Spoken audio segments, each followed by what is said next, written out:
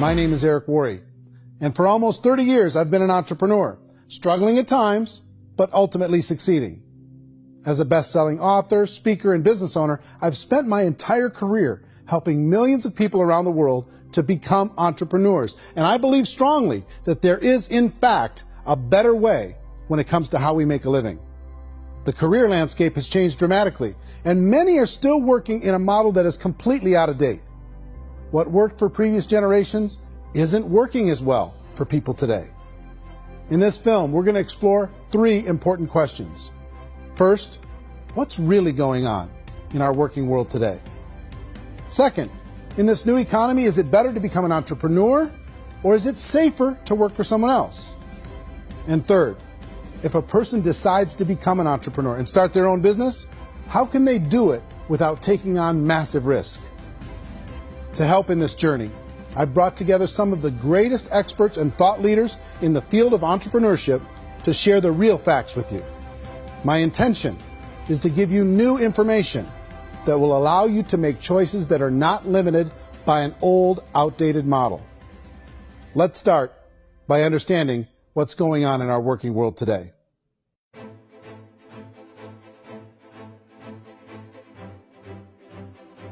Let's look at unemployment. 30–40% of the people are honestly not working, but would be working.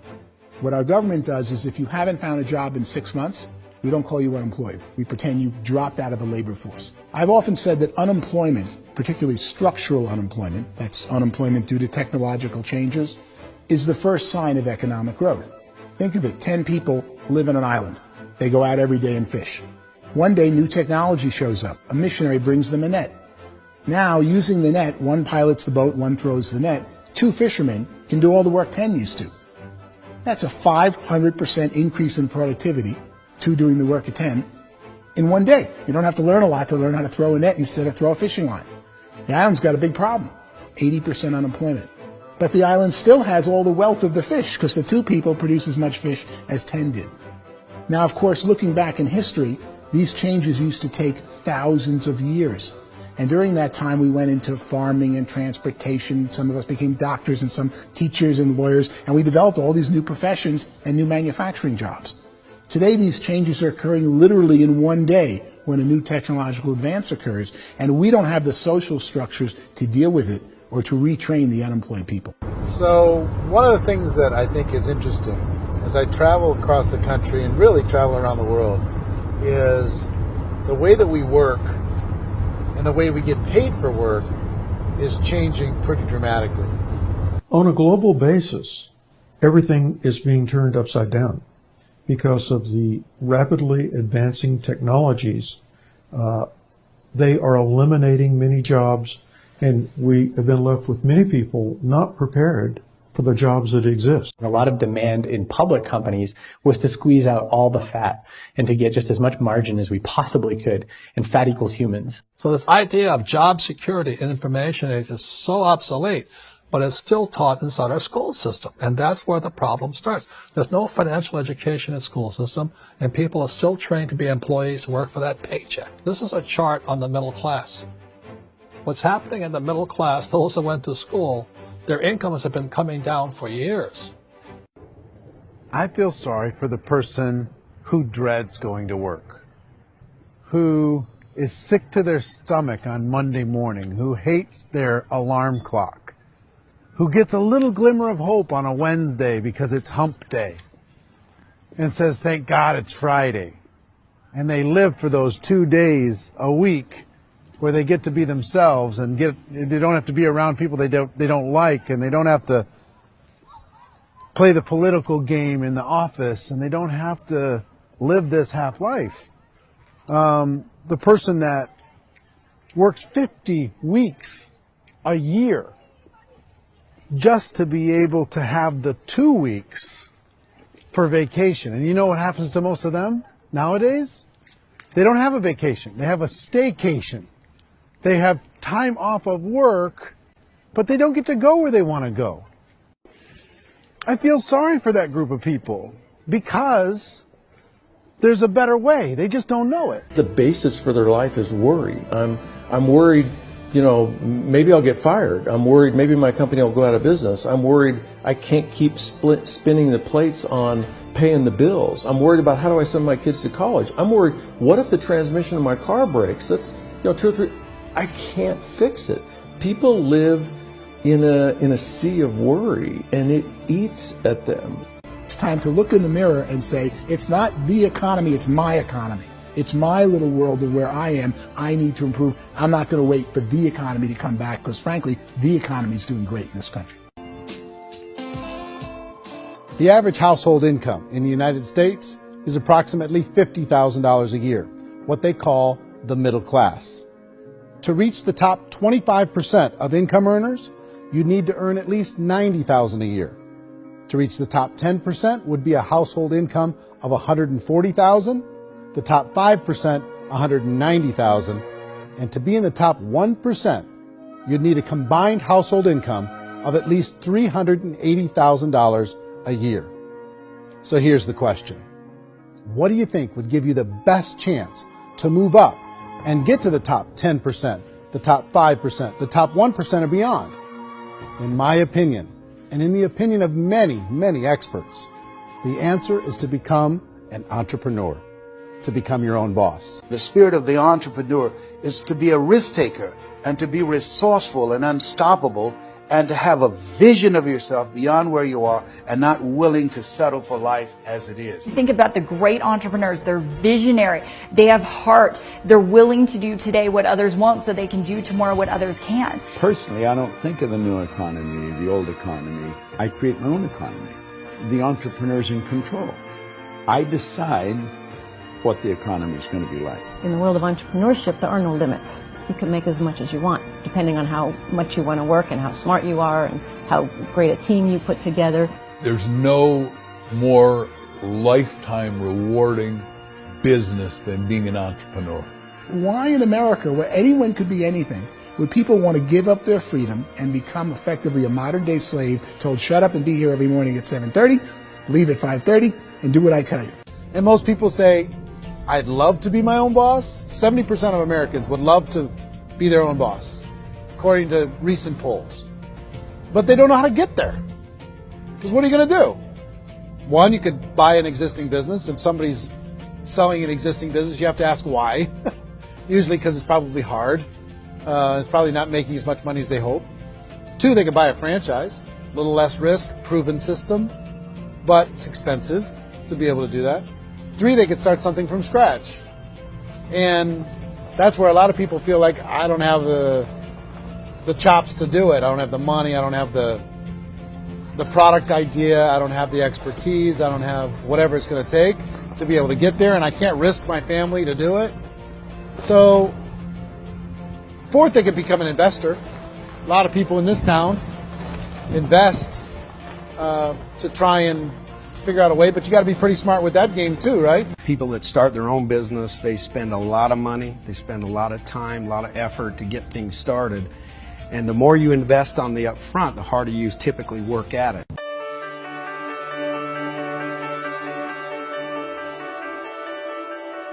In our search for a better way to make a living, we've come to the conclusion that becoming an entrepreneur is actually safer than being an employee. And through our look at the entrepreneurial options, one particular path kept coming up from expert after expert.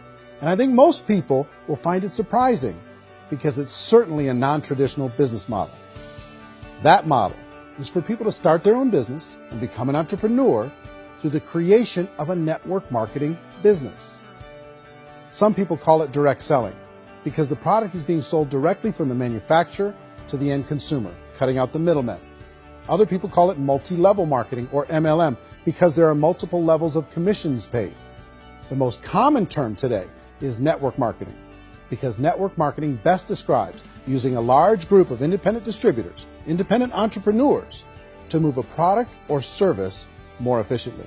So my friend here, Donald Trump, and I, we always write about the network marketing industry. And the reason we support the network marketing industry is because it really is a business school for entrepreneurs.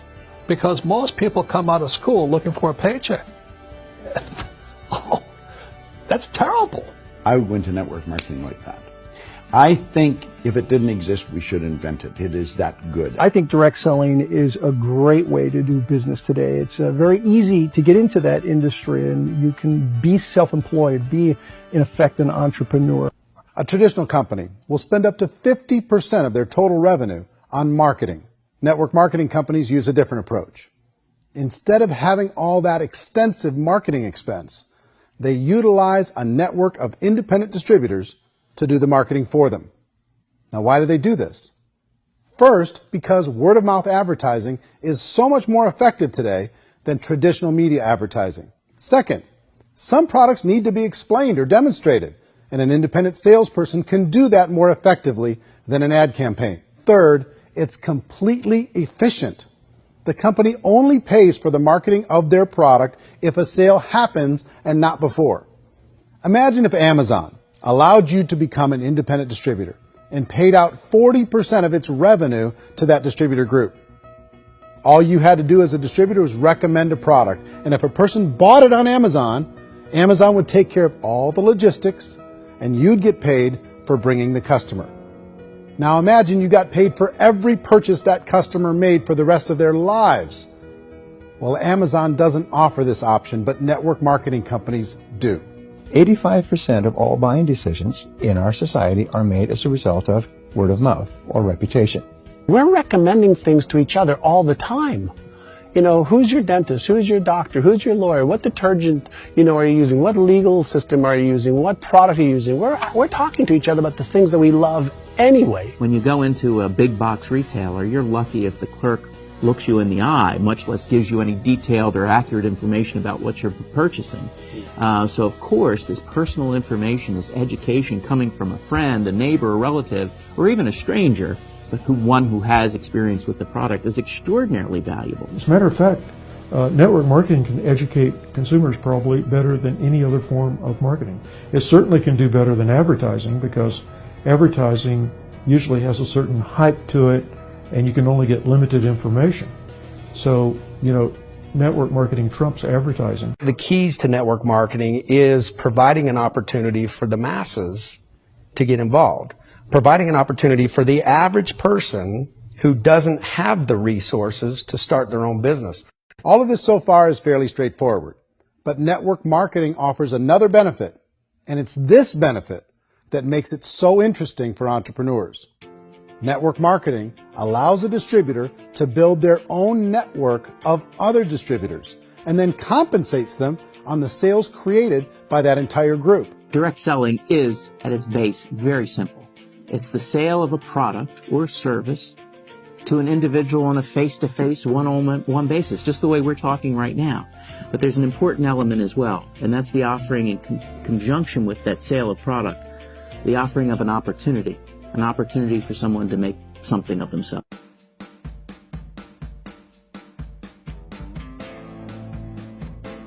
According to the Direct Selling Association, if you add up all the network marketing companies around the world, they combine to do over $178 billion a year in retail sales. To give you an idea of how big that really is, the NFL, the National Football League, does approximately $9 billion a year. The music industry does a little more than $16 billion a year, and the movie industry does about $80 billion a year. Using a conservative average, network marketing companies pay their distributors about 40% of that $178 billion in the form of commissions, which adds up to more than $71 billion a year. That's almost $6 billion a month. It's almost $200 million in commissions every single day. So it's certainly working, and people are making serious money in network marketing. With the growth of the direct selling industry over the last 10, 15, 20 years, we've seen a broader understanding of the channel. We have seen more and more people getting involved in the business, so our penetration in the marketplace has increased, and thus the understanding in the marketplace of who we are has increased. And we've seen non-direct selling companies look at the direct selling model and say, something's going on there. People are making money, companies are being profitable, individuals are being motivated, product is being delivered to market. Maybe we should explore this. Some people think only the people at the top make money. Well, let's take a look at that as well. In the network marketing profession, there are roughly 500 people in the world who earn over $1 million a year. If you round that number up to $2 million a year, that adds up to about $1 billion a year. That takes the $71 billion paid out each year down to $70 billion. So where does the rest of the money go? The vast majority goes to part-time people making anywhere from a few $100s a month to many thousands of dollars a month. It goes to people who choose to make it a full-time career move and earning even more than that. Every day, people are using the money they earn through network marketing to pay off debt, have more fun, and improve the quality of their lives. Everyone I know in network marketing has been doing that since the 50s. They go to work when they want to go to work. They stop working when they want to take time with their children to have a leisurely breakfast and discuss issues and drive them to school. They go back to work when they get home, wherever they're working out of. The biggest thing that I've seen is people that have become much happier in their life. MLM has probably made more millionaires of more people in more countries, and I've spoken to them in 67 countries, than any other single form of business, starting from nothing. If they have a choice between working a job for the next 10 years or working a network marketing business for the next 10 years, the result of working the network marketing business will be better. How many people are involved? Approximately 16 million Americans and 96 million people around the world are currently participating in network marketing. And in a recent poll, 82% of those people report a good, very good, or excellent experience with network marketing. So people are happy.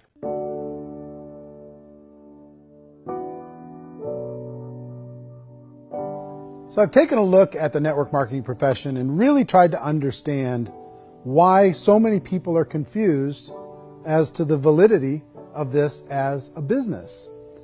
One is this pyramid shape.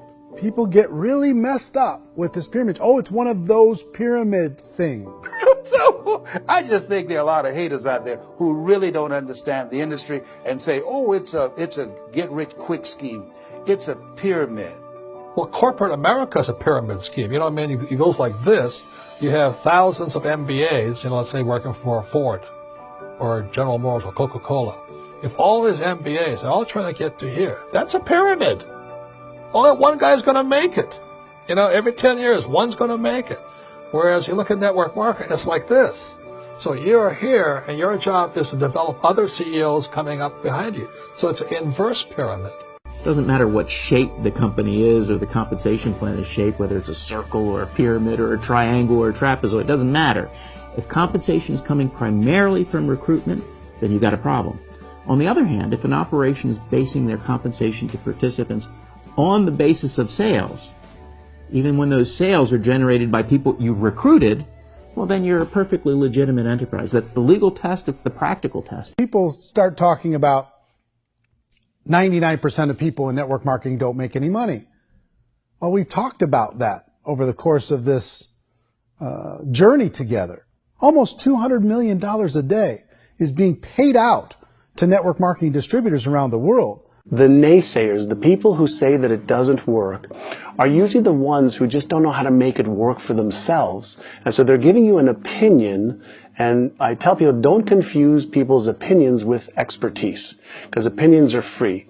And don't confuse sincerity with the truth, because people can be sincerely wrong. But here's the reality inside of network marketing. The vast majority of people that get involved in network marketing just become customers, and they get involved to be able to purchase product at a lower price. If you take Costco as an example, if a person goes into Costco and gets a membership to Costco so they can get a lower price on the product, we don't call that person a loser because they have a bunch of product that they walked out with a smile on their face.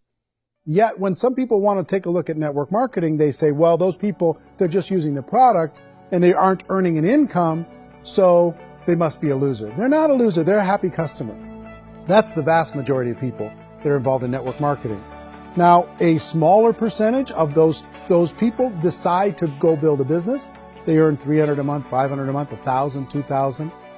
That's the bulk of earnings in network marketing. And then there's the few that really decide to take it serious, really decide to build a large network, really work to make that network very, very productive. And those people make huge amounts of money and there's no cap.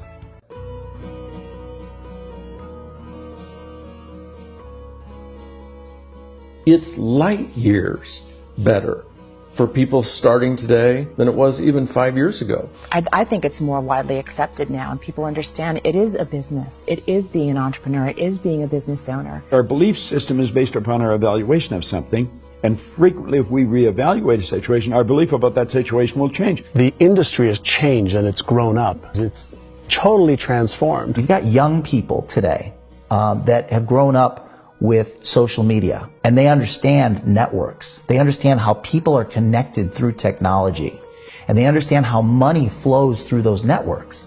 So when they see network marketing, they don't see it the way their parents saw it. It's like when they design a computer program, they design the program, then they run it, and then they go back through and they debug it. The MLM industry has been debugged. This is the day of being virtual, being able to run a business from your mobile phone. I mean, it's incredible. Companies are getting smarter. They're implementing more consumer protections. They're implementing more compliance training. They're doing more with respect to product research. If you do get involved and you make purchases of inventory, even on a voluntary basis, if you decide that this business is not for you, you can leave and have that inventory repurchased by the company. There's no other business that offers that kind of protection on a voluntary, self-regulatory basis.